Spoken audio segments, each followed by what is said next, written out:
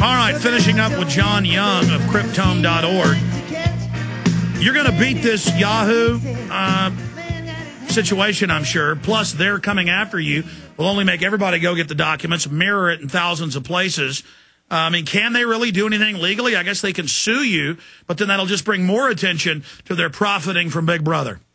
Yeah, and what they try to do is bluff and intimidate people. The Electronic Frontier Foundation has a very large collection of documents where they faked claims of copyright to bamboozle people who don't know the law. And if anyone cares about this, they should go to the EFF site to read about it. So we think they're bluffing here. Nonetheless, they can sue. They're a large corporation. Fine. Sue us. Well, we appreciate your courage, Mr. Young. And how do people support Cryptome.org? Well, they can read our site. It's a public library. And if they feel like taking a look at our archive, we offer that on the site. But mainly this is a public service. And so if you want to give support EFF. Electronic Frontier Foundation. That's correct. That just does an amazing job. Thank you so much, Mr. Young. And thank you, Alex. Appreciate you. And thanks for your show. You bet. Thank you. Okay, let me briefly hit healthcare, then I'm going to get into the latest on the carbon scam and the world government meeting that is happening right now in Copenhagen, Denmark. First off, on healthcare, this is so ridiculous. In fact, pull up the Newsweek cover of The Case for Killing Granny. And then if you can, pull up that ABC News article where they're teaching kids to commit suicide by 11 because their carbon footprint runs out at that time. I want to have those ready whenever I get into what's really behind the carbon tax. From their own words, from their own statements. I want people to hear this. But before I hit the healthcare issue, on the issue of Schmidt at Google saying, you know, none of our stuff really should be private, and so what?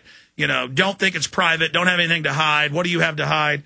Meanwhile, you can't find where the Google CEOs and other top executives live. They block that out of their system. Here is AP Today. Promises, a closed meeting on openness.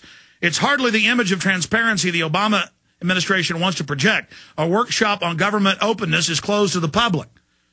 And then it goes into how they're one of the most secretive administrations since Nixon.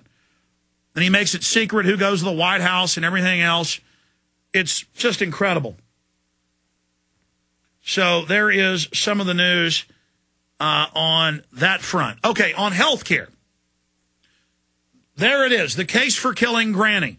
And literally, I take Newsweek. Every issue has an article about how great euthanasia is or how good it is that people committed suicide. You know, is it good? Well, it is loving. His wife was sick, so he went ahead and killed himself too.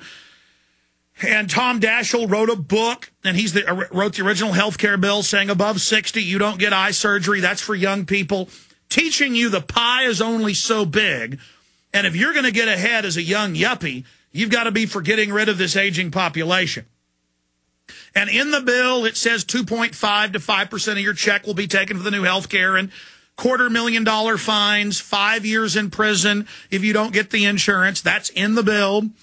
And they've got tens of billions a year cuts in Medicaid, $41 billion a year cut in Medicare. And that's conservative. And I get emails saying, you're an evil Republican, when I'm not a Republican or a Democrat. You work for the insurance companies every day. And we get phone calls on air sometime. I mean, you've heard it. You see it.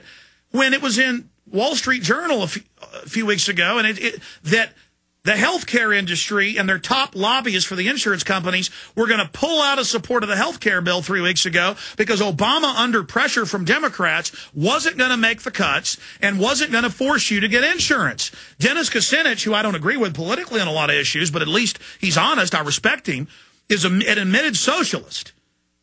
And he wrote an article titled, you can pull this up on his own congressional website, Health Care Plan is a bailout for insurance companies. And it is. They wrote it. Just like Dutch Roll Shell, and it's in the emails, and BP and ExxonMobil are on record pushing the global climate tax.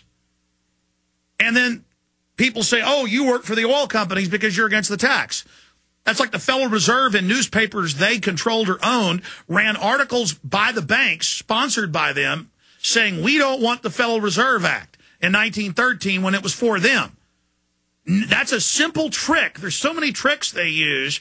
The insurance companies write the health care bill as a new tax to them. Just like insurance companies lobby that you should have to get more and more car insurance. But I wanted to go over that. Shell, cap and trade is a good thing. I've got all these other articles where they're all behind it. And now it's come out in the hacked emails from the East Anglia University, the head UN climate facility. So this is what they're doing. Now, here is the article from Newsweek, The Case for Killing Granny. Here's another one. ABC website tells kids when they should die. That's InfoWars has a link to the article where you can read it in the News of Australia. And blow up that image. They tell the kids that little animals are dying and that their carbon credits run out at age 11. So you should basically kill yourself, that you're not supposed to live past age 11. I mean, this is the level of the eugenicist. This is what is behind all of this. I've done the research. I made the film Endgame, Blueprint for Global Enslavement. The Rockefeller Endowment, the Carnegie Endowment. The IBM started as a eugenics front. Hitler supporting all these groups. Hitler learned everything from the British in the U.S. It's just that he only wanted to kill certain races. The globalists say, no, no, no, no, no. We're going to kill 80% of the world population. That's what Endgame Blueprint for Global Enslavement covers. In fact, I had you guys print me Maurice Strong quotes. I mean, my only problem is I have too much evidence of all of this information, too much information to even be able to keep track of this anymore. Will you ask Aaron to print me that InfoWars list of Maurice Strong quotes again? Ask him to print me that immediately. I mean, there's just so much. You know what I'm going to do? I am just going to, and highlight them again. Thank you. Oh, no, here it is. I found it. It's over here. Let me just read to you, and of course, don't believe us. When we post this, you know, when I read in Pulitzer Prize-winning publications and books, in one particular one, about IBM and Margaret Sanger, I didn't believe them. I send off to the university archives and got the letters where she said, we've got to exterminate these black weeds. How do we kill these blacks? How do we sterilize them? How do we kill them? You know, 9 out of... It's just unbelievable. More black babies are aborted every year than are born. But it's liberal and loving. See Margaret Sanger being thanked by Hitler in speeches. And she's still Woman of the Year. You know, one of the most important women of the century in Time magazine. Now, this is Maurice Strong, founder of the UN Environment Program, 1992, at Rio de Janeiro, speaking. It isn't the only hope for the planet that the industrialized civilizations collapse. Isn't it our responsibility to bring that about? Maurice Strong, founder of the UN Environment Program. What did the co-author of this book, one of the previous science advisors to George Bush Sr., and best buddies, who's co-written 5 books with John P. Holdren, Eco-Science, talking about sterilizing you. What did Paul Ehrlich, professor of population studies, say? A massive campaign must be launched to de-develop the United States. De-development means bringing our economic system into line with the realities of ecology and world resource situation. And they go on in these documents to say, we're going to do this by taxing carbon. And we're going to tell people that carbon dioxide is bad. What did the EPA announce today? They're going to list it as a toxic waste, in line with the Copenhagen Initiative, the Global Government Treaty, which the head of the UN and the head of the European Union state is the control system for neo-feudalistic world government. Professor Paul Ehrlich, Stanford University, given society's cheap, abundant energy would be the equivalent of giving an idiot child a machine gun.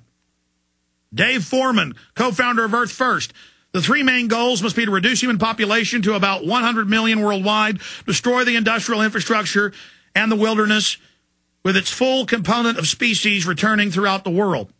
And I can go on for hours reading you these quotes. I mean, Ted Turner, a total population of 250 to 300 million people, a 95% from present levels would be ideal. That was on CNN. He said that.